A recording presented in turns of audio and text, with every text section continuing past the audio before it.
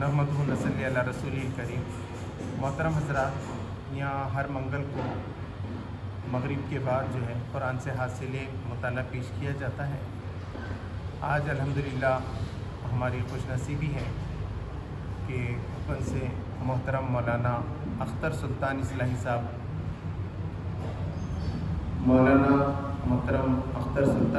صاحب تشریف لائے ہیں ہمارے درمیان۔ انشاءاللہ ہم ان سے جو ہے آج کا درس سنیں گے۔ ان سے گزارش ہے کہ وہ ہمارے لیے جو ہے نا یہ درس مبارک پیش کریں۔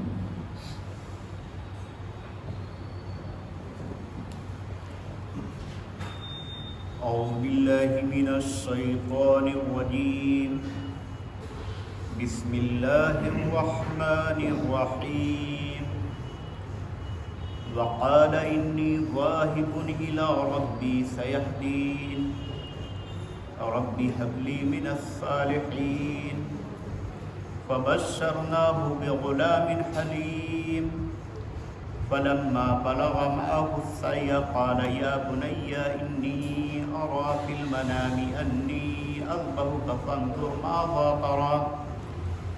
قال يا أبت افعل ما تؤمر، ستجدني إن شاء الله من الصابرين۔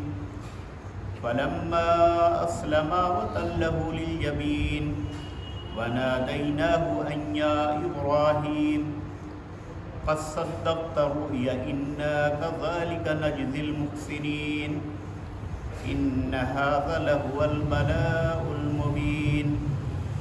وفديناه بذبح عظيم وتركنا عليه في الآخرين، سلام على إبراهيم كذلك نجزي المحسنين، إنه من عبادنا المؤمنين۔ اور ابراہیم نے کہا کہ میں اپنے رب کی طرف ہجرت کر رہا ہوں، وہ میری رہنمائی کرے گا۔ اور اس نے دعا کی کہ اے میرے رب، مجھے صالحین میں سے عطا کر۔ تو ہم نے اسے بشارت دی ایک فرمانبردار بیٹے کی۔ پس جب اس کے ساتھ بھاگ دوڑ کی عمر کو پہنچا تو ایک دن ابراہیم اس سے کہنے لگے کہ اے میرے بیٹے، میں نے خواب میں دیکھا ہے کہ میں تجھ کو ذبح کر رہا ہوں، تو اس سلسلے میں تمہاری رائے کیا ہے؟ تو بیٹے نے کہا کہ ابا، آپ کر گزریے جس کا آپ کو حکم دیا جا رہا ہے، آپ انشاءاللہ مجھے صبر کرنے والا پائیں گے۔ پس جب وہ دونوں پورے طور سے آمادہ ہو گئے اور ابراہیم نے اسے پیشانی کے بل لٹا دیا،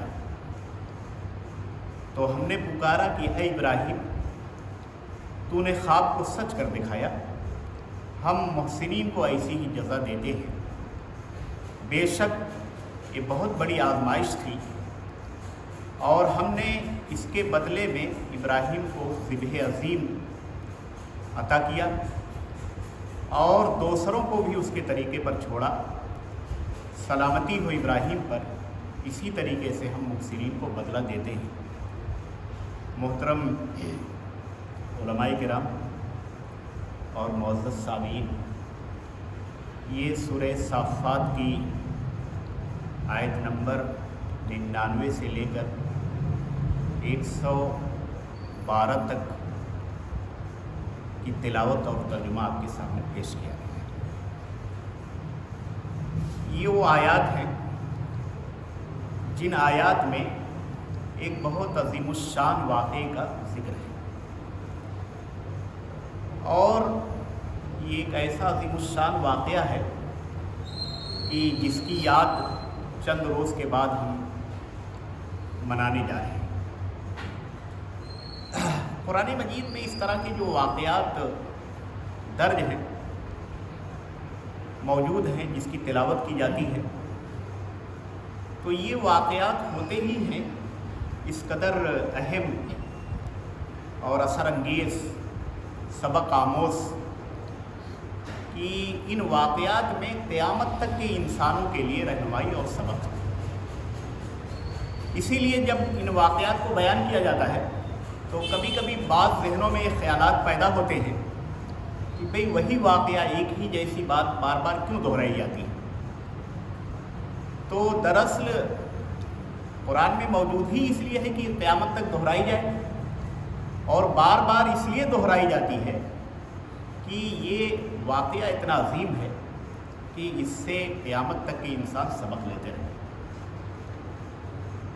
حضرت ابراہیم علیہ السلام کا ذکر قرآن مجید میں حضرت موسیٰ علیہ السلام کے بعد سب سے زیادہ ہے۔ سب سے زیادہ جس نبی کا یا ان کی قوم کا ذکر ہے وہ حضرت موسیٰ علیہ السلام ہے، اور اس کے بعد پھر حضرت ابراہیم علیہ السلام۔ لیکن ابراہیم علیہ السلام کا ذکر جہاں بھی ہے قرآن مجید میں بہت ہی شاندار انداز میں ہے، اور متعدد مقامات پر کہیں پر یہ کہا گیا ہے کہ ابراہیم کی زندگی میں تمہارے لیے بہترین نمونہ ہے، کہیں پر یہ کہا گیا ہے کہ وہ ابراہیم ایک امت تھے اللہ کے مطیع فرما بردار، کہیں پر یہ کہا گیا ہے کہ وہ حنیفم مسلمہ یکسو ہو کر اللہ کی طرف پلٹنے والے تھے، ان کے اندر شرک کا شائبہ تک نہیں تھا۔ تو بہت ہی شاندار انداز میں قرآن مجید میں ان کا ذکر ہے جگہ جگہ۔ اب یہاں پر بھی جو تذکرہ ہے آگے بھی اس سلسلے کا ہے اور اس سے پہلے بھی، بہرحال یہاں پر ایک خاص قرآن مجید کا جیسا کہ انداز ہے کہ اجمال ہے اور اس کی تفصیل دوسری جگہوں پر ہے۔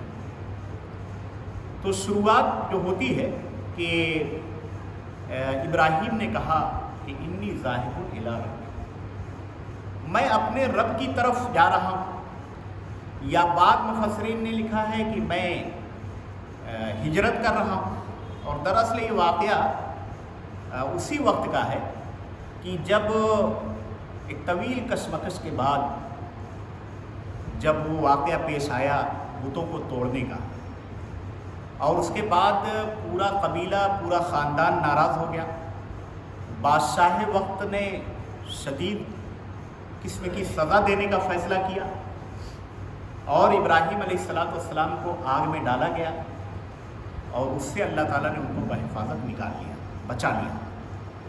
تو اس کے بعد یہ واقعہ پیش آتا ہے کہ ابراہیم علیہ السلام ہجرت کا قصد کرتے ہیں، ارادہ کرتے ہیں، قوم سے پورے طور سے مایوس ہو چکے ہوتے ہیں، اور اس موقع پر وہ ارشاد فرماتے ہیں کہ میں اب اپنے رب کی طرف جا رہا ہوں، یا اپنے رب کے راستے میں ہجرت کر رہا ہوں، وہی میری رہنمائی کرے گا، وہی مجھے صحیح مقام تک پہنچائے گا۔ اب اس کے بعد کی کڑیاں جو ہے قرآن مجید نے چھوڑ دی ہیں، ہجرت کہاں کیا ہے، اور پھر آپ جانتے ہیں بہت سارے واقعات ہیں۔ اسی کے بعد پھر وہ ظاہر ہے کہ یہاں دعا کا ذکر ہے، لیکن دعا کے بعد ایک بہت اہم واقعہ جو پیش آیا اور جس کے نتیجے میں زمزم کا کنواں جو ہے وہ ظاہر ہوا، وہ سارے واقعات کو چھوڑ دیا گیا۔ تو یہاں پر یہ ہے کہ بہرحال ایک نبی انتہائی بے سر و سامانی کے عالم میں، پریشانی کے عالم میں، جبکہ پوری قوم اس کی مخالف ہو چکی تھی، وہ اپنے قبیلے سے نکلتا ہے، بے یار و مددگار ہے، چند لوگ اس کے ساتھ ہیں۔ قرآن مجید میں تو یہ شہادت کہیں نہیں ملتی کہ کوئی قوم ان کے ساتھ رہی، بلکہ قرآن مجید میں صرف بھتیجے لوط علیہ السلام کا یا ان کی بیوی کا ذکر ہے۔ تو محسوس یہ ہوتا ہے کہ شاید چند لوگ بھی ایسے نہ تھے جو آپ کا ساتھ دیتے۔ تو اس بے سر و سامانی کے عالم میں، قسم پرسی کے عالم میں، وہ اللہ تعالیٰ سے دعا کرتے ہیں، اور جو دعا ہے وہ یہ ہے کہ رب حبلی من الصالحین۔ بوڑھے ہو جاتے ہیں، روایتوں میں جو عمر کے بارے میں اندازے ہیں وہ الگ الگ ہیں، بعض روایتوں میں وہ 80 سال اور 90 سال، اور بعض روایتوں میں، بعض اسرائیلی روایات میں 100 سال بھی ہے، کہ اتنی عمر ہو جاتی ہے اور کوئی اولاد نہیں ہوتی ہے، اس وقت جو ہے وہ دعا کرتے ہیں، اور دعا یہ کرتے ہیں کہ رب حبلی من الصالحین، کہ اے میرے رب مجھے صالح اولاد عطا کر، صالح بیٹا عطا فرما، صالحین میری ذریت جو ہے صالح ذریت مجھے عطا کر۔ اب یہاں پر بھی دیکھیے عام لوگوں کی دعا میں اور انبیاء کی دعاؤں میں جو فرق ہے بہت صاف محسوس کیا جا سکتا ہے کہ جب اولاد کی نعمت سے آدمی محروم ہوتا ہے تو صرف دعا کرتا ہے کہ اللہ مجھے اولاد دے، لیکن ایک نبی جو ایک پیغام کا حامل ہے، ایک مشن کا حامل ہے، دوسری جگہوں پر قرآن مجید میں یہ بھی ہے کہ جو ہے میرے پیغام کا حامل ہو، تو یہ دعا جو ہے وہ ذاتی مفادات کے لیے صرف نہیں تھی بلکہ جس مشن اور پیغام کے حامل تھے اس کو ذہن میں رکھ کر یہ دعا انہوں نے مانگی تھی کہ رب حب لی من الصالحین، میرے رب مجھے صالح اولاد عطا فرما۔ فبشرناہ بغلام حلیم، تو ہم نے اسے ایک بردبار، ایک فرما بردار بیٹے کی خوشخبری سنائی۔ ظاہر ہے کہ یہ بچہ بڑھاپے میں جس کی خوشخبری اللہ تعالیٰ نے ان کو سنائی تھی وہ حضرت اسماعیل علیہ السلام ہے، اور اس کے بعد جس واقعے کو خاص طور سے قرآن مجید نے یہاں پہ بیان کیا ہے وہ یہ ہے کہ جب وہ بچہ، قرآن مجید میں سعی کا لفظ استعمال ہوا ہے جس کے معنی ہے کچھ کوشش اور جدوجہد کرنے کے لائق ہوا۔ اب اندازہ یہ ہے کہ شاید 10 سال 12 سال 13 سال اس کے قریب عمر ہوئی ہوگی جب اب گویا وہ نوجوانی کے زینے پہ قدم رکھ رہے تھے، اور اب باپ کو اپنے بچے کو دیکھ کر تھوڑی سی امیدیں پیدا ہو رہی تھی کہ یہ بچہ آگے چل کے میرا ساتھ دے گا، میرے مشن میں ہاتھ بٹائے گا۔ نہ جانے کتنی آرزوئیں اور نہ جانے کتنی امیدیں اس بچے سے ایک باپ کو، بوڑھے باپ کو جو 100 کے قریب تو بہرحال پہنچ چکا تھا، اس سے وابستہ ہو چکی تھی۔ تو اس وقت انہوں نے خواب دیکھا اور اس کے بعد اس خواب کا ذکر اپنے بیٹے سے کیا کہ اے میرے بیٹے، میں نے خواب میں دیکھا ہے، میں نے خواب دیکھا ہے کہ میں تجھ کو ذبح کرتا ہوں، تجھ کو ذبح کر رہا ہوں۔ فانظر ماذا ترى، تو اس سلسلے میں تیری رائے کیا ہے، تو کیا سوچ رہا ہے؟ قال یا ابت افعل ما تؤمر، تو کہا ابا حضور جس چیز کا آپ کو حکم دیا جا رہا ہے آپ کر گزریے، آپ مجھے صبر کرنے والا پائیں گے۔ محترم بھائیوں، یہاں پر ایک پورا دائرے کے قرآن مجید تو بہت ہی اختصار کے ساتھ، بہت ہی اجمال کے ساتھ واقعات کو بیان کرتا ہے، لیکن ایک پوری دنیا ہے اس ایک آیت کے اندر کہ ایک باپ جب اپنے بیٹے کے سامنے، ظاہر ہے کہ باپ نبی ہے اور تربیت کس طرح سے اپنی اولاد کی کرتا ہے کہ ایک سوال کے انداز میں اس کے سامنے بات رکھتا ہے کہ میں نے خواب دیکھا ہے۔ تو بیٹے کو بھی جو ہے یہ جو اس کی تربیت کا نتیجہ یہ ہوتا ہے، یا اس کا علم جس مقام تک پہنچ چکا ہوتا ہے کہ وہ اسے یقین ہے، وہ جانتا ہے کہ میرے باپ کا خواب عام لوگوں کے خواب کی طرح نہیں ہوتا ہے، یا میرا باپ عام انسانوں کی طرح کوئی انسان نہیں ہے، بلکہ اس کو یہ احساس اور یہ اندازہ ہے کہ میرا باپ ایک نبی ہے اور اس کے خواب پریشان نہیں ہوتے ہیں۔ تو پوری تربیت اس انداز سے ہوئی تھی اسماعیل کی کہ جب یہ بات سامنے رکھی گئی تو فوراً انہوں نے ایک لمحے کا بھی توقف نہیں کیا، سوچا نہیں، یہ بھی نہیں کہ ذرا ایک آدھ روز اور انتظار کر لیں کہ ہو سکتا ہے کوئی اور خواب نظر آ جائے یا کوئی اور منشا ہو اللہ رب العزت کا، کچھ اور اللہ تعالیٰ کہنا چاہتا ہو، بلکہ ایک لمحے کا توقف بھی نہیں کیا اور کہا کہ یا ابت افعل ما تؤمر، ابا حضور، ابا جان، جو حکم آپ کو دیا جا رہا ہے وہ آپ کر گزریں، آپ انشاءاللہ مجھے صبر کرنے والا پائیں گے۔ اس سلسلے میں میں کسی بزدلی کا مظاہرہ نہیں کروں گا، کسی تھوڑدلی کا مظاہرہ نہیں کروں گا، میں اپنے آپ کو کمزور ثابت نہیں کروں گا، بلکہ آپ جو کرنا چاہتے ہیں وہ آپ کر گزریں۔ فلما اسلما وتلہ للجبین، دونوں پورے طور سے آمادہ ہو گئے، دونوں نے اپنے آپ کو اس کام کے لیے بالکل تیار کر لیا اور گویا اس پروسیس سے گزرنے کے لیے دونوں تیار ہو گئے۔ آگے کی جو بات ہے وہ یہ ہے کہ وتلہ للجبین، اب روایات میں، احادیث میں، دوسری جگہوں پر اس کی تفصیلات الگ الگ ملتی ہیں، اور ساری تفصیلات ہیں احادیث میں किस मकाम पर ले गए, कहाँ पर लिटाया, और उसके बाद जो है बिल्कुल तैयार थे। शायद लम्हों की देर थी कि जो हुक्म दिया जा रहा था उस पर अमल हो चुका होता। बिल्कुल जो है वो छुरी हाथ में थी और पेशानी के बल बेटे को लिटा चुके थे। तो उस हालत में निदा आई। बाज़ अहादीस में आता है कि फ़रिश्ता आया और उसने हाथ पकड़ लिया, और बाज़ अहादीस में यह है कि बहरहाल आके उसने आवाज़ लगाई कि कसद्दक़्त रुया इन्ना कज़ालिका नजज़िल मुहसिनीन, कि ऐ इब्राहिम आपने ख्वाब को सच कर देखा, यानी जिसका आपको हुक्म दिया जा रहा था आपने वो अमल कर दिया। और जो नेकूकार बंदे होते हैं, अच्छे अमल करने वाले बंदे होते हैं, तो अल्लाह ताला उन्हीं को इस तरह का बदला देता है, गोया उन लोगों को ये तौफीक देता है कि वो जो है इस तरह का अगर कोई उनको हुक्म दिया जाए तो उस पर वो अमल कर दिखाते हैं, उस पर पूरा वो उतरते हैं। वरना अगर आदमी इतना नेकूकार ना हो, इतना अल्लाह का मुतीअ फरमाबरदार ना हो, तो जाहिर है कि उसे तौफीक ही नहीं मिल सकती। इन्ना हाज़ा लहुवल बलाउल मुबीन।